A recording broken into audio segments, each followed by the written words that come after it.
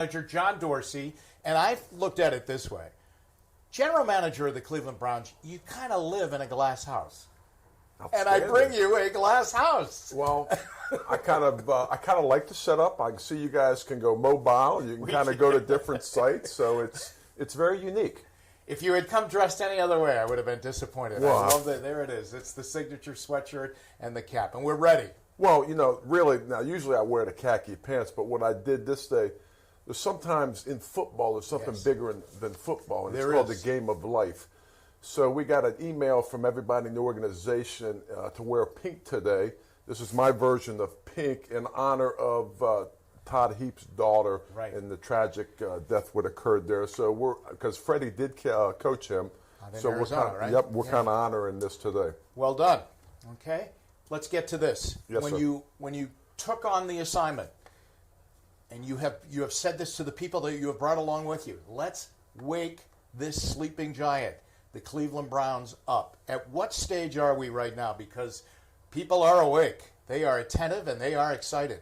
Well, no, and I think the fan base deserves this because this is the Cleveland Browns. To me, it's one of the marquee, iconic franchises in the National Football League. If you go back to find the importance of what football is, you can go back to the inception of the NFL. We'll talk about 100 years now. Yeah. Of the original 11 teams, 5 of those 11 teams were from the state of Ohio. Football's kind of important here. Yeah. So what stage are we at right now? We're at the second year. Last year, what did we do? We finished third in the AFC North. That's not good enough. So what we did is, after the season ended, we constructed a plan on our second year of this thing. We began to fill some holes that needed and add some veteran leadership. But at the end of the day, when you have a young quarterback like Baker Mayfield, you want to surround him with some offensive weapons. I think we've accomplished that. And then I think we've helped on the defensive front four. I think that'll help Myles Garrett, make him a better player because now you have actually legitimate 4 pass rushers. There you go. So I'm excited to see how this thing unfolds. Yeah. Let me ask you this. Did it get accelerated a little bit when Baker Mayfield played so early and then played so well? Because let's face it, at this time last year, we were kind of sitting saying he's probably going to sit the first year and Tyrod Taylor's going to be the quarterback. But Tyrod went down, Baker went in, and boom. And he shows you what a competitive guy he is on the field. Unbelievable. And we've always heard about it. We got to see it live in person. So as I've always said, now it's his second year. I think rookies make exponential strides in their second year. The quarterback system is so hard to master. And, Baker's the first one in the building every day, and he is beginning to understand and try to master, complex defense, understand the terminology of this new offense. So, he's working diligently at trying to improve himself, and I would like to see 20% improvement in year 2. When did you first see that competitive fire that is inside of him? When did you first see it? When I actually first saw it was probably at the University of Kansas game. Oklahoma had played Kansas in Lawrence, Kansas, and you could just see the competitive nature of him. And he was special. And then you could see when he'd go on the sidelines, you could see his teammates just gravitate towards him. So you knew there was something within him. March 12th, you pull off the whopper with the deal with the New York Giants, and Odell Beckham Jr. comes to the Cleveland Browns. What was the moment like when you sealed that deal? Well, I think to me the more exciting moment was at 4:30 after Dave Gettleman and I had talked, and I looked at the boys and I go, dang, we got a chance to get this thing done. Really? That was more exciting to me because after it was done, to me it was anticlimactic because in my mind it's, okay, let's move on to the next project. Yeah. I mean, that's the way you have to be in that moment. Wow. And so you just move on to the next one? Yes, sir. Yeah. When you make those telephone calls, like you did Friday and Saturday, and you make those telephone calls to those kids, that's really something, isn't it? I mean, it's really cool how you get on the phone, you go, hey, Sione, it's Mr. Dorsey. It's almost like a science teacher calling and saying, hey, you did well on the test this afternoon. But that's a pretty cool moment, and it seems as though that registers with you, that's a big moment in all of their lives. It's a huge moment. Whether it's Drew Forbes or Baker Mayfield. It's a huge moment in their life because they've played this great game since some of them 5 years old, 8 years old. and they've grown up, and they've worked at it, and they've diligently worked at it, and now they think they're at the they've hit their dream. Yeah. They really haven't hit their dream, because right now they're at the starting line of the National Football League. And a man once told me in college you played a game of football, but in the National Football League, you learn football. And that's about what they're trying to undertake here now. But to me, that's very important moment, because it's a big moment within their life. Expectations high. Television networks, they know there's a fascination. There's a great story that's brewing here in Cleveland. How do you manage the expectations? Do you just stay dialed in? Football, like what you said about Mayfield. I'd like to see a 20% improvement. You know what? It's all hype.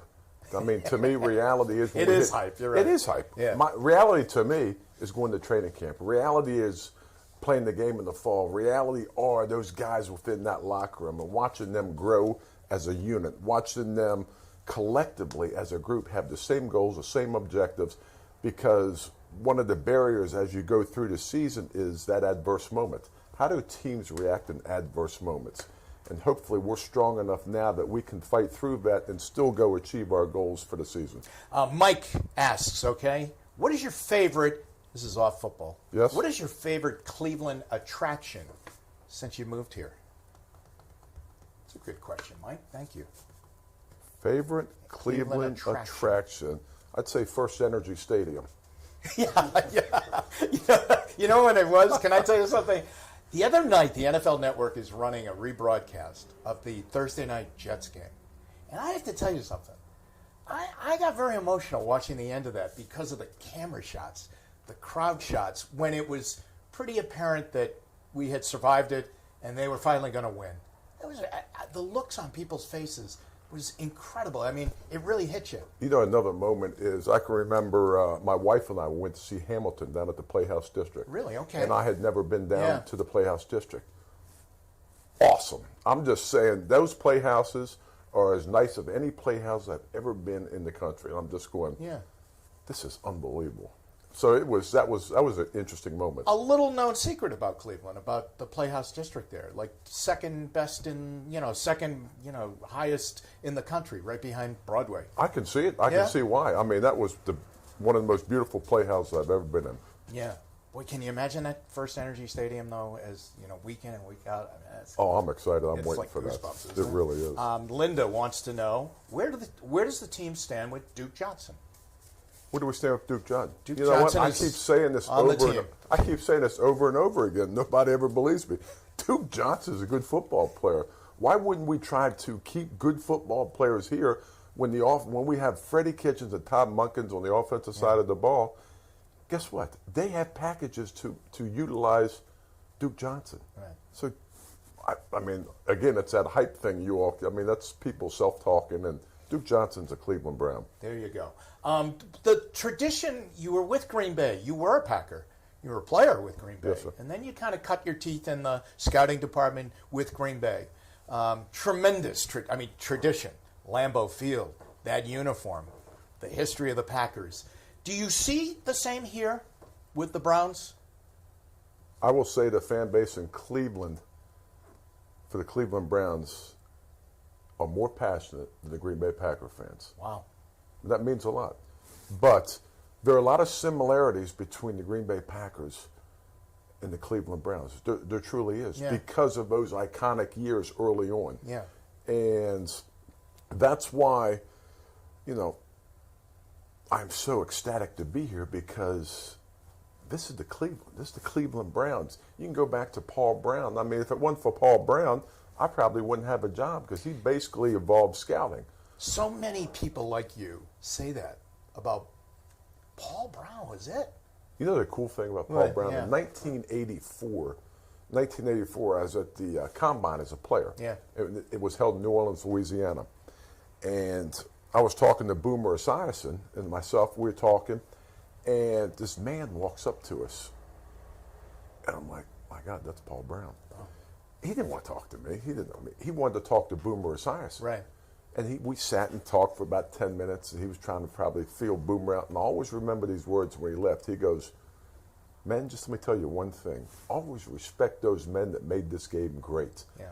And you do that. And then last night we had the rookie dinner. Which I heard was a great success. And the alumni got up and actually talked about what it means to be a Cleveland Brown. And the last one to get up was Jim Brown. And you could hear a pin drop. Yeah.